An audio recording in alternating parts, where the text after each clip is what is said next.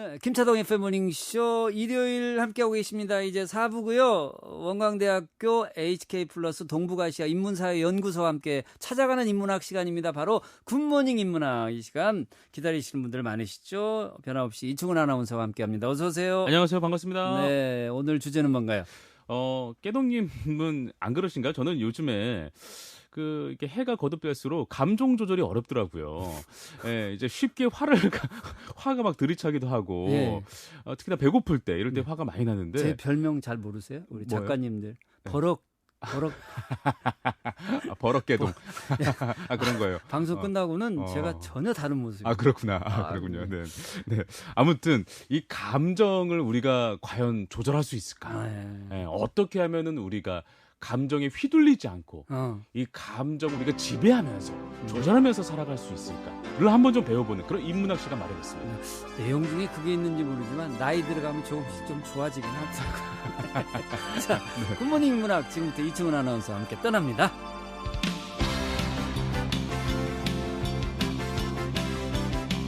원광대학교 HK 플러스 동북아시아 인문사회 연구소와 함께하는 찾아가는 인문학 굿모닝 인문학 시간, 오늘 박일준 교수님 나와 계십니다. 안녕하세요, 교수님. 네, 안녕하세요. 네, 교수님 반갑습니다. 반갑습니다. 네, 교수님 오늘은 어떤 수업일지 저희가 간략하게 한번 좀 설명을 듣고 본격적인 이야기를 해보면 좋을 것 같아요.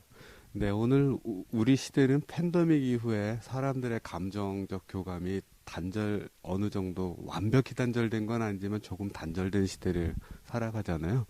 그러면서 이제 사람들이 살아가면서 감정에 대한 문제들을 많이 겪는데, 개인적으로도 있고 집단적으로도 있고. 맞아요. 그래서 그런 문제들에 대해서 우리가 어떻게 생각해 볼 수 있을지를 제가 알고 있는 이론의 틀에서 한번 설명을 드리도록 하겠습니다. 네, 수많은 인문학 수업을 저희가 하고 있지만 굿모닝 인문학 시간에서 감정 수업을 받는 거는 처음인 것 같아요. 오늘 기대가 그렇습니까? 됩니다. 네.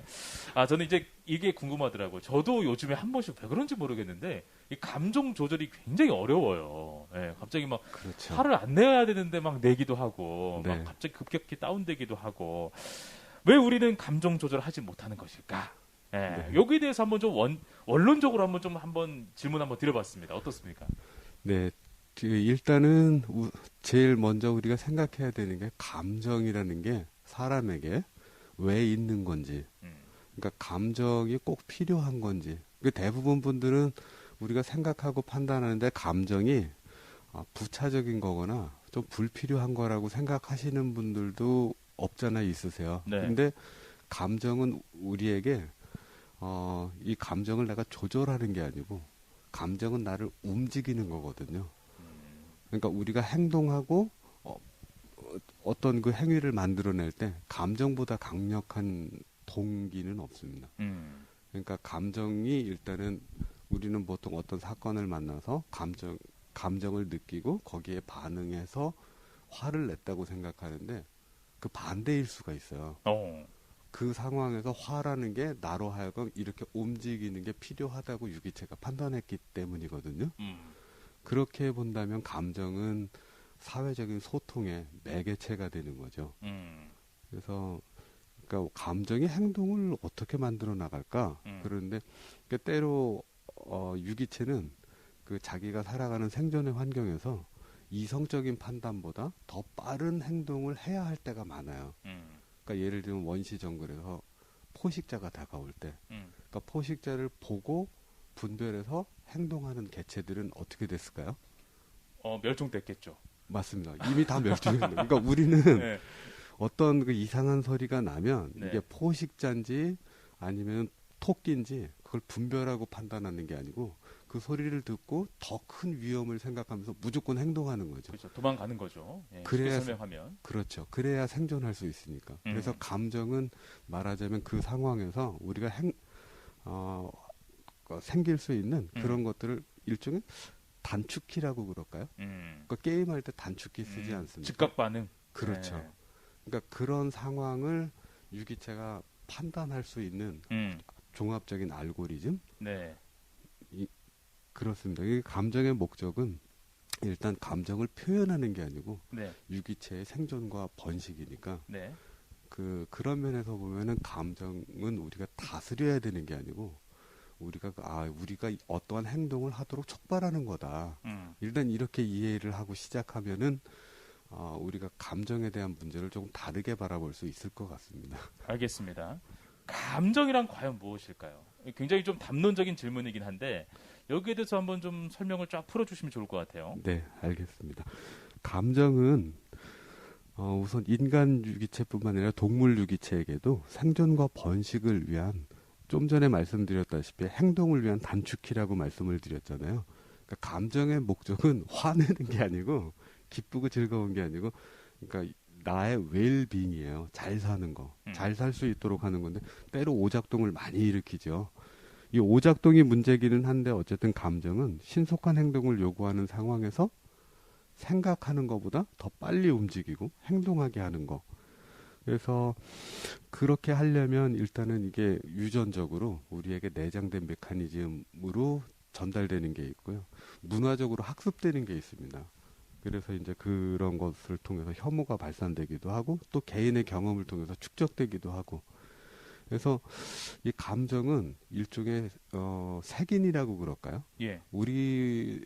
우리나라에서 나오는 책들은 색인이 잘 없는데, 제가 이제 어느 책을 읽고 뭔가를 참고하려고 할 때 책을 다 읽을 수 없잖아요. 그럼 뒤에 가서 색인 보고 중요한 목록 찾아서 그 부분만 딱 읽으면 되거든요. 예.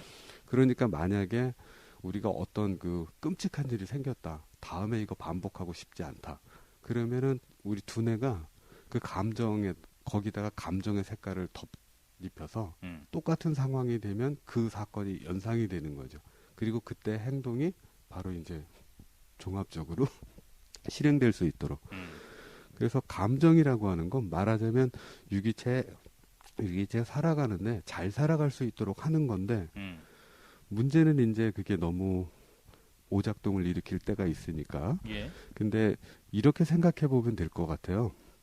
감정은 혼자 작동하지 않아요. 그러니까 예를 들면 혐오를 얘기할 때 혐오는 그 반대 감정하고 짝을 이뤄가지고, 예를 들면 어떤 사람이 아주 우울한 기분에 빠져갖고 극단적으로 빠져들면 어떻게 되죠? 좀 너무 무기력해지고 좀 삶을 등질 수도 있죠. 그렇죠. 예. 그 상황이 되면 이런 상황이 생길 수도 있습니다. 그러니까 그렇게 막 죽고 싶은 생각이 들 때 갑자기 옛날에 좋았던 추억, 아이들하고의 좋았던 기억들, 그런 것들이 소환이 되면서 극단적인 생각에서 탈출할 수 있도록 두뇌가 감정을 활용하는 거죠. 그래서 감정의 목적은 그렇게 다른 감정과 서로 결합해서 우리들의 삶을 이렇게 잘 살아갈 수 있도록 돕는 거다라고 이해할 수도 있습니다. 알겠습니다. 그 여러 가지 뭐 감정, 그러니까 셀 수 없는 감정이 인간에게는 이렇게 들어와 있지만 그 중에서 사실 굉장히 좀 배척해야 되는 감정이 저는 혐오가 아닐까 싶어요. 그렇죠. 이 혐오라는 감정이라는 것에 대해서도 한번 좀 이론적으로 교수님을 통해서 한번 들어보고 싶어요. 어떻습니까? 네. 우리가 요즘 사회적으로 혐오가 문제가 되죠. 혐오와 차별이 문제가 되는데, 우리들이 지금 현재 이 문제를 다루는 방법이 조금 위험한 건, 혐오라는 감정을 나쁜 거라고 낙인을 찍고 혐오를 없애는 방식을 자꾸 취하는 경우가 많아요. 근데 좀 전에 말씀드렸다시피 혐오라는 감정은 홀로 작동하는 게 아니라 그 반대 감정, 내가 누군가를 사랑하는 감정하고 반대로 작동할 수 있거든요. 그럼 혐오라는 감정이 문제가 아니고 이 혐오라는 감정이 들도록 하는 조건이 문제인 거죠. 그러니까 그 조건이 사회적으로 막 축적되어 있는데 그 사회적인 조건이나 환경적인 조건은 개선하지 않은 채 감정 문제만 다루게 되면 증상을 이렇게 마취제로 덮어두고 증상은 치료 안 하는 그런 경우를 맞이하게 됩니다. 예. 그래서 혐오라는 감정은 뭘까? 그러니까 일단 혐오는 어떤 거를 회피하거나 역겹게 만들어서 상대하지 않도록 하는 거잖아요. 그렇다면 오늘 우리 사회에서 아니면 개인 간의 관계에서 혐오가 일어난다는 건 우리가 이거를 피해야 될 만한 어떤 내가 알지 못하는 원인들이 작동하고 있다는 걸 우리가 인식하는 게 중요하죠.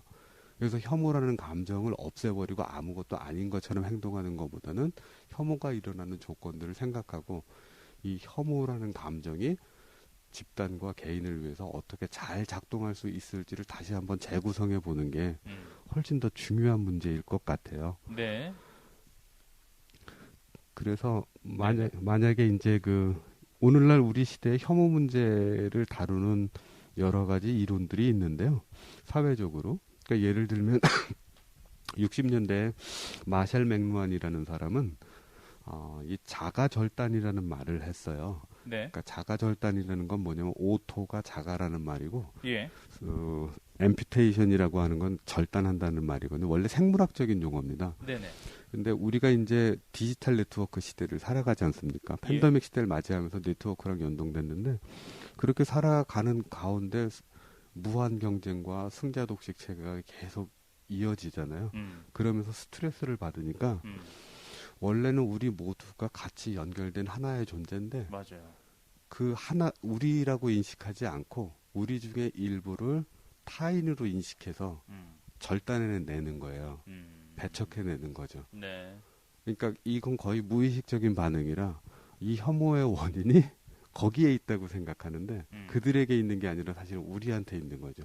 우리가 너무 무한 경쟁과 승자 독식 체계에서 스트레스가 가중되니까 그걸 갖다 절단해내거나 아니면 베라르디는 이런 말을 했어요. 그러니까 네트워크 환경이 우리들에게 적용된 게 꽤 오래됐거든요. 그러니까 우리가 세계화라는 말을 하면서 사실은 재택근무라든지 이런 시스템들이 팬데믹 때 생긴 게 아니고 한 80년대부터 계속 이루어졌거든요. 근데 사실 말이 재택근무지 재택근무로 인해서 노동자들의 환경이 더 좋아졌다기보다는 이제 24시간 노동해야 되는 시대가 됐잖아요. 예. 근데 네트워크로 만나다 보니까 베라르디는 재밌는 말을 합니다. 이게 네트워크로 만나는 만남에서는 감수성하고 감성이 분열될 수밖에 없다. 왜냐하면 대면으로 만날 때는 우리가 오감을 만나지 않습니까? 맞아요. 그렇게 하면 그 사람이 말로 표현하지 않은 몸짓, 뉘앙스 이런 걸 파악하면서 말 너머의 어떤 의미를 공감하면서 소통하는데 네트워크로 하면은 주로 시각과 청각을 활용하죠. 그러니까 오감을 사용하는 게 아니라 두 개의 감각을 주로 사용하다 보니까 그런 것들을 읽어내는데 굉장히 약해지고 그러다 보니까 다른 사람한테 대한 공감 능력, 감수성이라는 부분이 약화되고 근데 정보 처리 능력은 그대로 있거든요. 그렇게 되니까 상대방에 대해서 예를 들면 게임 속에서 우리가 게임 속 가상 인물을 뭐 죽이고 막 그러는데 전혀 죄책감 안 느끼지 않습니까? 그 정보 처리 능력은 그대로인데 상대에 대한 공감은 필요가 없는 거예요. 그럴 수도 있겠네요. 네. 그런 것들이 연속이 되면 사회적으로 타자들에 대한 네. 어떤 그 배척이나 타자화가 배제될 때 전혀 우리가 아무런 감정의 그 흔들림을 겪지 않게 되죠. 네네. 알겠습니다. 혐오라는 감정에 대해서 저희가 지금 얘기를 하고 있잖아요, 네네. 교수님. 네. 혐오의 반대말은 그럼 뭘까요, 교수님?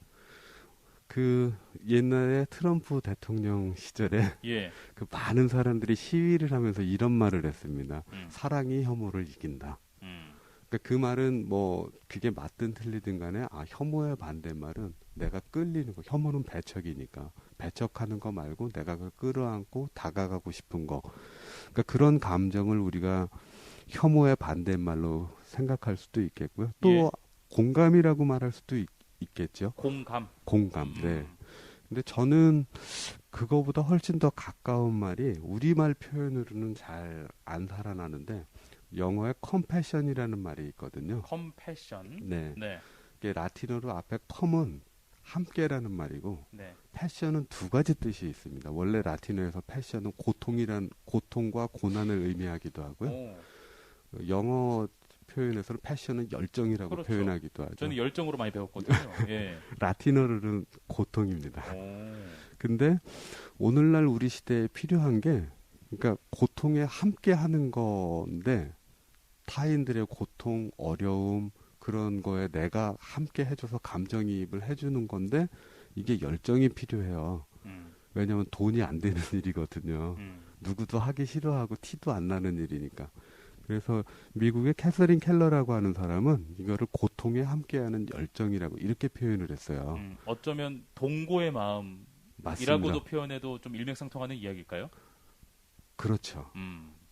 그 오히려 그 말이 더 와닿습니다. 한국말로. 그래요? 제가 더 좋은 얘기를 꺼낸 것 같은데요. 네, 맞습니다. 네.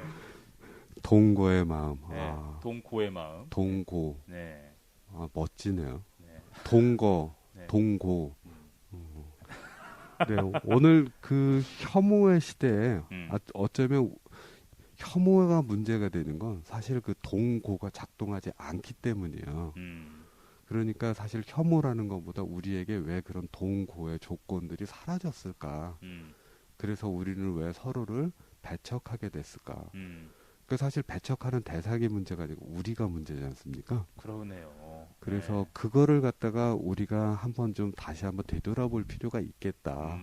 그러니까 예를 들면 한일 간의 관계에 서로 혐오가 작동하면 쟤네가 문제야.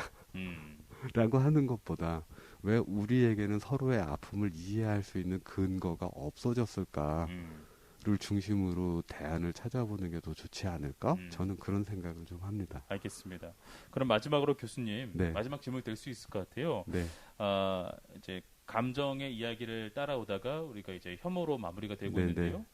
이 같은 혐오를 우리는 그러면 어떻게 현명하게 극복할 수 있는지 네, 그 네. 제시를 한번 해주시면서 마무리하면 좋을 것 같습니다. 네, 아주 좋은 질문이신데요. 예. 우리가 어떻게 혐오를 극복할 수 있을까? 근데 죄송합니다만 이게 잘못된 질문의 가장 좋은 예라고. 죄송합니다. 아닙니다. 예, 제가 근데 정말 좋은 샘플이에요. 우리 모두가 그렇게 생각하거든요. 그러니까 혐오가 문제일 땐 혐오를 어떻게 극복할 수 있을까? 이거 당연히 그렇게 논리적으로 가지 않습니까? 네. 근데 아까도 말씀드렸다시피 감정은 그 감정이 나오는 게 문제가 아니고 그 감정의 발동을 통해서 유기체로 하여금 행동하게 하는 거거든요. 근데 그렇게 행동을 했을 때 이게 좋은 걸까 나쁜 걸까는 사실은 즉각적으로 사후로 판단은 안 돼요. 근데 그 상황에서는 어쨌든 결과를 모르니까. 근데 오늘날 우리에게는 어쨌든 이 혐오가 긍정적인 영향보다는 부정적인 영향이 더 많기 때문에 네. 혐오를 극복하는 것보다는 혐오의 원인들을 극복하는 거. 그래서 혐오를 극복한다기보다는 혐오를 만들어주는 조건들. 그러니까 결국은 혐오가 경고 신호가 아니고 상대방에 대한 심판과 판단이 되지 않도록 하는 거. 그러니까 혐오는 그들에 대한 경고가 아니고요. 우리에 대한 경고니까. 그러니까 혐오를 극복하고 은폐하기보다는 어쩌면 우리는 그 혐오하는 상대방에게서 우리의 모습을 보고 있는지도 몰라요. 그러니까 예를 들면 그 우리가 싫어하는 사람들, 근데 그 사람들의 모습 속을 루저라고 낙인 찍고 아니면은 뭐 이 사람들이 무능력하다고 낙인 찍을 때 어쩌면 무한 경쟁과 승자독식 세계에서 루저가 되는 거, 무능한 사람이 되는 거, 그거 나의 모습이잖아요. 근데 내가 그렇게 되고 싶진 않거든요. 그러니까 내가 되고 싶지 않은 그 모습을 상대방에게 계속 투사해놓고 나는 아닌 척할 때 오히려 우리가 위험해지니까. 그러네요. 혐오를 극복하는 문제는 결국 혐오의 조건들을 어떻게 해소하느냐의 문제일 것 같아요. 그래서 네. 트럼프 대통령 시절에 미국에서 아까도 말씀드렸듯이 사랑이 혐오를 이긴다. 그러니까 그 얘기는 우리 시대는 결국 사랑이 부족한 시대잖아요. 우리에게 사랑할 이유가 없어지는데 혼밥, 혼술 뭐 이런 걸로 할 때, 그러니까 다른 사람과의 관계가 전혀 위로가 안 되는 시대. 그러면 제 생각에는 아까 주신 질문을 이렇게 바꿔보는 게 가장 좋은 방법 아닐까 싶어요. 우리는 어떻게 다시 사랑할 수 있을까? 그게 제 생각엔 우리가 혐오의 문제를 극복할 수 있는 대안을 찾아가는 가장 좋은 길이 될 수도 있겠다. 저는 네. 그렇게 생각을 합니다. 알겠습니다, 교수님. 오늘 교수님과 대화하는 시간 동안에 뭔가 이게 감수성과 감정이 풍부해지는 그런 느낌을 많이 받았어요. 이거 진심입니다, 교수님. 네, 감사합니다. 감사합니다. 자, 원광대학교 HK 플러스. I know you told your friend you're not okay. And tell me what's wrong and why you never said you felt that way. And guess you're trying to stay strong and fake a smile until I look away. But I've known you too long, it hurts to